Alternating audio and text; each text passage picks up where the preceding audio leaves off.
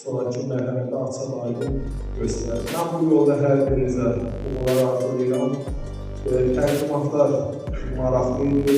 Düşünürəm ki, belə forumların kesilməsinə çox böyük ehtiyac var və inanıram ki, bu kimi forumlar gələcəkdə yenə də davam edəcəklər. Təşkilatçılara təşəkkür edirəm. Hər birinizə uğurlar arzulayıram. Sağ olun.